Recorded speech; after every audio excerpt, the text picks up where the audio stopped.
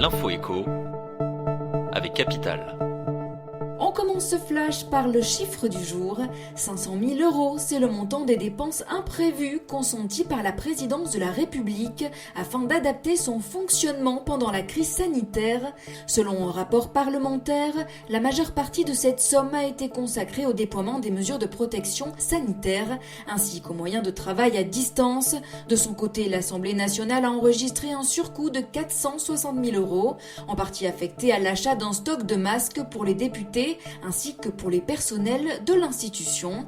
Néanmoins, le ralentissement de l'activité de l'Élysée et de l'Assemblée pendant le confinement a permis de faire des économies sur le budget prévu.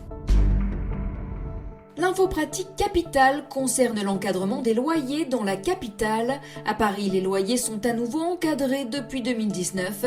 Les relocations et les nouveaux baux signés ne doivent donc plus dépasser un loyer plafonné de référence.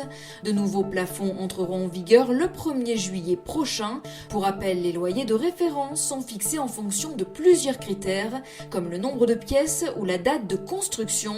Pour savoir celui fixé dans votre quartier, vous pouvez consulter le portail de la direction régionale et interdépartementale de l'hébergement et du logement. Outre le respect de ces nouveaux loyers de référence, le propriétaire qui loue son bien ne devra pas augmenter ses tarifs au-delà d'un certain indice de référence. Le coup de gueule du jour pourrait bientôt être poussé par les retraités. L'avance de trésorerie de 8 milliards d'euros demandée à Bercy par l'Agirc Arco vient d'être refusée. Pas de crainte pourtant pour le versement des pensions. L'organisme a les réserves suffisantes. Mais c'est sur le long terme que les conséquences pourraient se faire sentir si les cotisations versées continuent de baisser, notamment à cause du chômage partiel, mais aussi de la possible hausse du chômage. L'Agirc Arco pourrait avoir recours à des mesures d'économie. Elle pourrait notamment geler pendant quelques années les pensions, comme elle l'a fait après la crise de 2008. Autre hypothèse envisagée, revenir sur le débat sur le report de l'âge de départ à la retraite. Et on termine par le palmarès des 10 meilleurs hôpitaux de l'Hexagone. La Pitié-Salpêtrière est le meilleur hôpital de France selon le classement 2020 des meilleurs hôpitaux de Newsweek.